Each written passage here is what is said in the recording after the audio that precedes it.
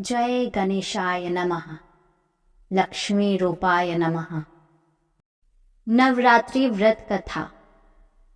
नवरात्रि व्रत कथा के अनुसार एक समय बृहस्पति जी ने ब्रह्मा जी के समक्ष चैत्र व आश्विन मास के शुक्ल पक्ष में पड़ने वाले नवरात्र का महत्व जानने की इच्छा जताई।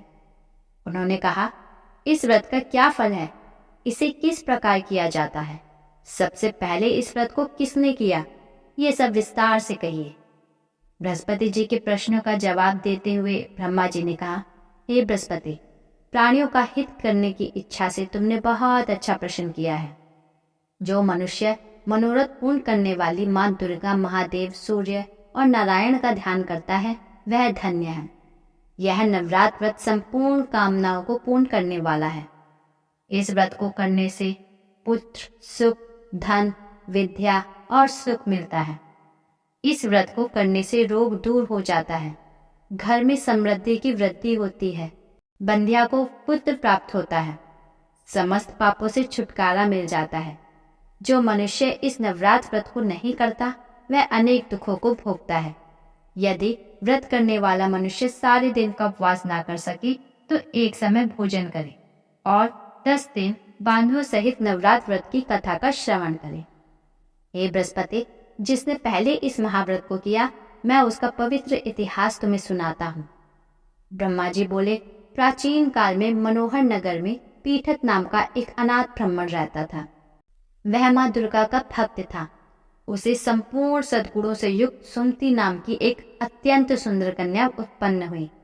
वह कन्या अपने पिता के घर में अपनी सहेलियों के साथ क्रीड़ा करती हुई इस प्रकार बढ़ने लगी जैसे शुक्ल पक्ष में चंद्रमा की कला बढ़ती है।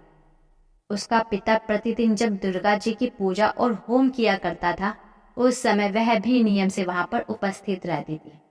एक दिन सुमति भगवती के पूजन में उपस्थित नहीं हुई। उसके पिता को पुत्री की ऐसी असावधानी देखकर बहुत क्रोध आया और पुत्री से कहने लगा, अरे दुष्ट पुत्री, आज तूने भगवती का पूजन नहीं किया। इस कारण मैं किसी कुष्ठ रोगी या दरिद्र मनुष्य के साथ तेरा विवाह करूंगा। पिता की बात सुनकर सुमति को बड़ा दुख हुआ और पिता से कहने लगी, हे पिताजी, मैं आपकी कन्या हूँ तथा सब तरह आपके अधीन हूँ। जैसी आपकी इच्छा हो वैसा ही करो। चाहे राजा से, चाहे कुष्ठी से, चाहे दरिद्र से, जिसके साथ चाहो मेरा विवाह करना चाहो कर दो, और होगा वही जो मेरे भाग्य में लिखा है। क्योंकि कर्म करना मनुष्य के अधीन है, पर फल देना ईश्वर के अधीन है। कन्या की निर्भयता से कहे हुए वचन सुनकर उस ब्राह्मण को बहुत क्रोध आया और उसने अपनी पुत्री का विवाह एक कुष्ठी के साथ कर दिया और अत्यंत क्रोधित हो पुत्री से कहने लगा, हे पुत्री, अपने कर्म का फल भोगो। देखें भाग्य के भरोसे रहकर क्या करती हूँ।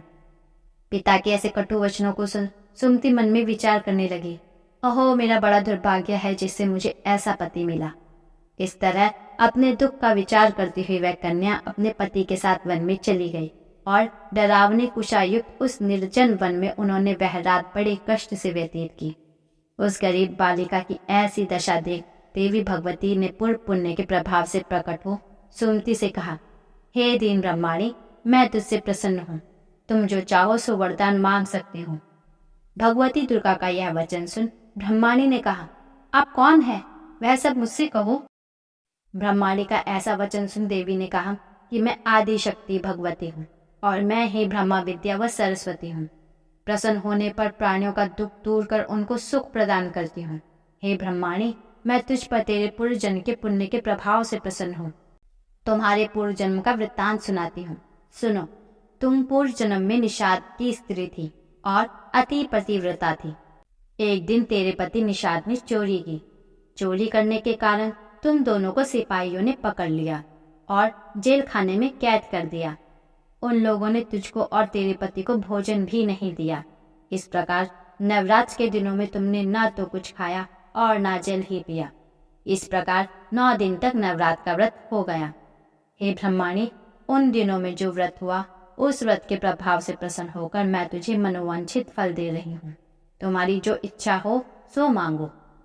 इस प्रकार दुर्गा के वचन सुन ब्रह्माणी बोली, अगर आप मुझ पर प्रसन्न हैं तो हे दुर्गे, मैं आपको प्रणाम करती हूँ। कृपा करके मेरे पति का कोढ़ दूर करें। देवी ने कहा, उन दिनों तुमने जो व्रत किया था, उस व्रत का एक दिन का पुण्य पति के कोढ़ को दूर करने के लिए अर्पित करो। उस पुण्य के प्रभाव से तेरा पति ठीक हो जाएगा। इस प्रकार देवी के वचन सुन वह ब्रह्माणी प्रसन्न हुई और पति को निरोग करने की इच्छा से जब उसने तथास्तु ठीक है ऐसा वचन कहा, तब उसके पति का शरीर भगवती दुर्गा की कृपा से कुष्ठ रोग से रहित हो गया। वह ब्रह्माणी पति को देख देवी की स्तुति करने लगी। हे दुर्गे, आप दुर्गति को दूर करने वाली, तीनों लोगों का संताप हरने वाली, समस्त दुखों को दूर करने वाली, रोगी मनुष्य को निरोग करने वाली, प्रसन्न होने पर मनवांछित वर देने वाली और दुष्टों का नाश करने वाली जगत की माता हो। हे अम्बे, मुझे निरपराध अबला को मेरे पिता ने कुष्ठी मनुष्य के साथ विवाह कर घर से निकाल दिया। पिता से तिरस्कृत निर्जन वन में विचर रही हूँ। आपने मेरा इस विपदा में उद्धार किया है देवी, आपको प्रणाम करती हूँ, मेरी रक्षा करो। उस ब्रह्माणी की ऐसी स्तुति सुन देवी बहुत प्रसन्न हुई और ब्रह्माणी से कहा, हे ब्रह्माणी, तेरे उद्दालक नाम का अति बुद्धिमान, धनवान, कीर्तिवान पुत्र शीघ्र उत्पन्न होगा। ऐसा वर देकर देवी ने ब्रह्माणी से फिर कहा कि और जो कुछ तेरी इच्छा हो वह मांग ले। सुमति ने कहा कि हे भगवती दुर्गे, अगर आप मुझ पर प्रसन्न हैं तो कृपा मुझे नवरात्र व्रत की विधि का विस्तार से वर्णन करें।